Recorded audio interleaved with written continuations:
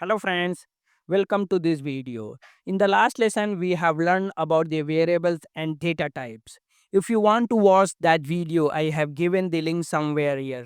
Now let's go a little deeper into variable and data types. Here we have two sheets. One is invoice tracker, second is the invoice. Our task is to record all invoice detail in invoice tracker. For that, we'll write our VBA code. Let's start it. Let's open the VBA coding window and insert a new module. We'll start with a new procedure sub invoice tracker. Hit enter. The first thing we need to do is declare our variables. Let's identify how many variables we needed. If you look at our invoice sheet, we have a total 4 data fields like invoice date, invoice ID, client, and invoice total. And additionally, we'll define two more variables, WS and next row. You will come to know why we have defined these two additional variables. Now, we'll declare variables for all these data types. As we already learned it in the last session, how we can declare the variables. So to declare the variables, we use dim keyword. Dim invoice date as variant. Second variable is dim invoice ID as a variant. Third one is dim client as a string. And our last variable is dim invoice total. But wait, as we discussed previously, we need to define two additional variables. So dim ws as a worksheet and the last one is dim next row as long.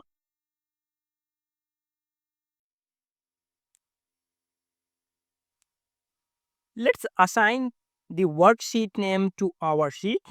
To do that, type set ws equal worksheets in double quote our sheet name invoice tracker.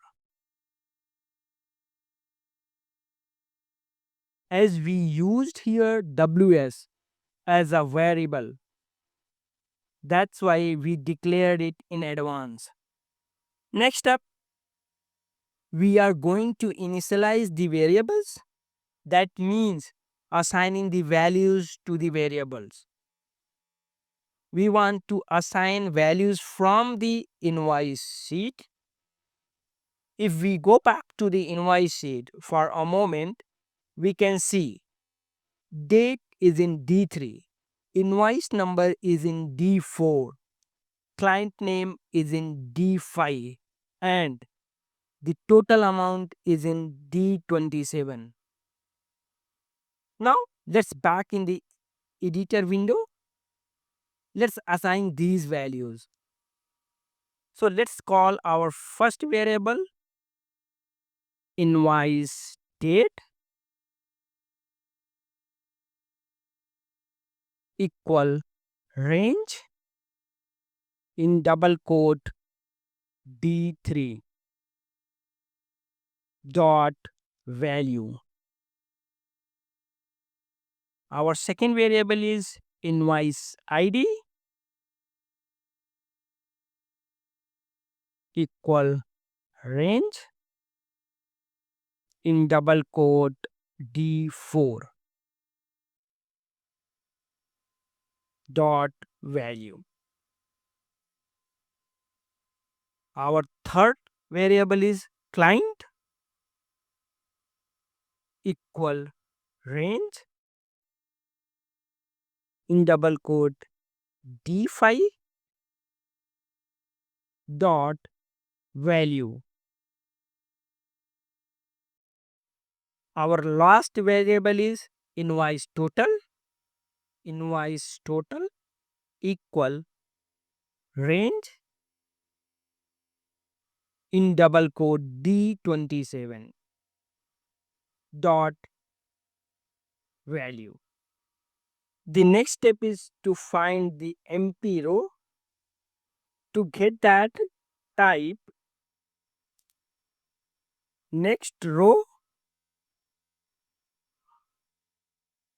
equal ws dot cells bracket ws dot rows dot count comma in double quote a bracket close dot in bracket excel up close the bracket dot rows plus 1.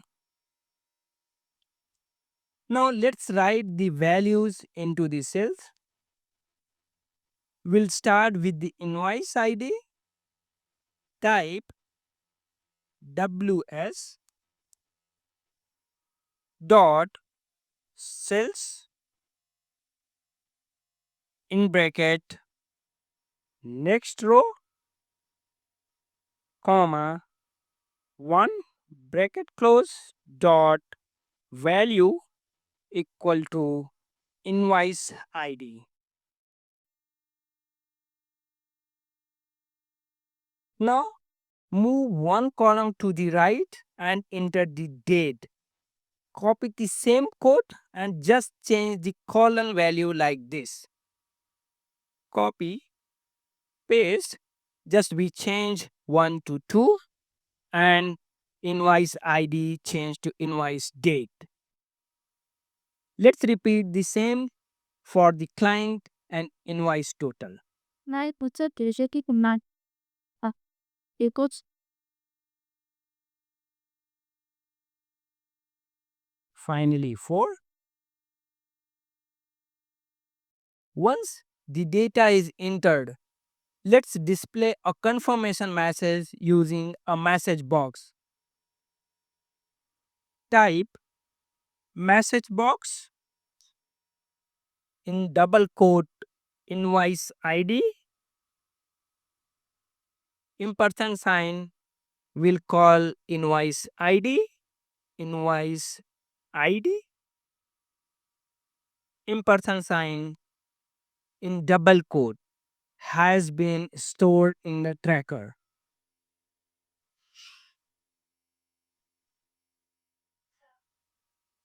Finally, let's create a button and assign this macro to it.